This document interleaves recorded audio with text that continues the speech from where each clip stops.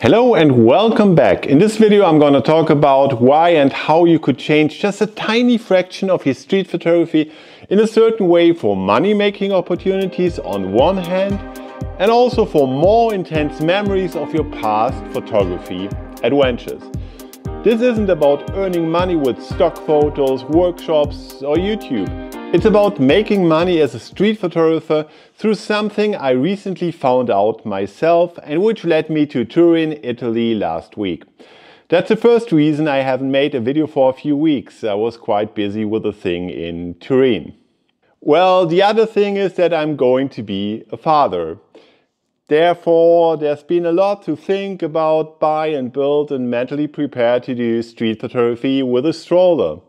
That's gonna be interesting, I guess. But now, let's get straight in. Last week I was in Turin, one of my absolute favorite cities for street photography in Europe. I was invited by Stratospherica Turin as an urban explorer.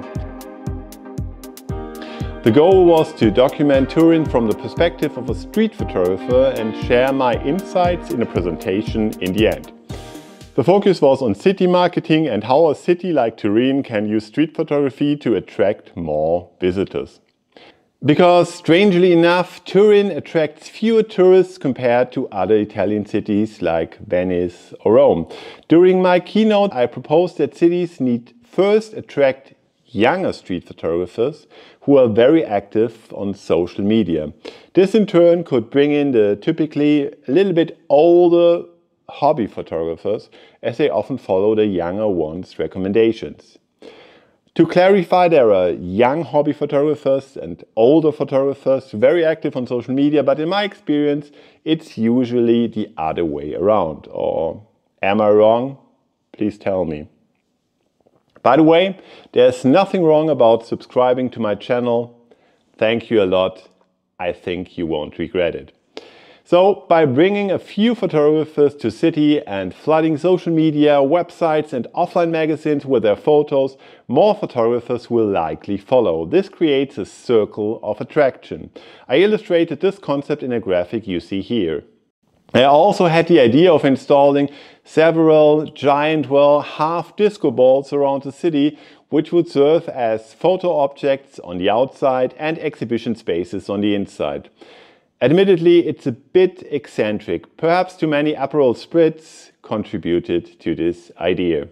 Regardless, my week in Turin was a lot of fun and really paid off. So this experience has taught me something important about street photography and photography in general. If you want to make your street photos appealing to city marketing agencies or other potential clients who might send you on a little adventure like mine last week and pay for your photographic expertise, please do avoid a common thing street photographers tend to do, and I used to do it as well. I used to believe that street photos should be universal regarding to the spot they've been taken, so anyone could relate to them no matter where on the world he or she may be.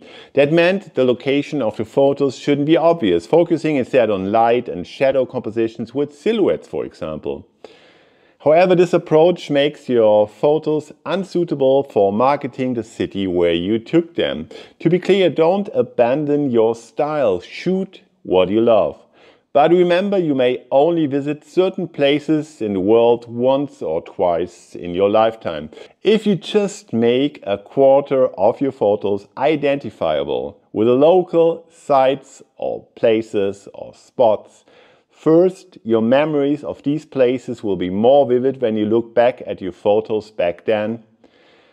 And plus, they'll be perfect for marketing efforts for the city you took them.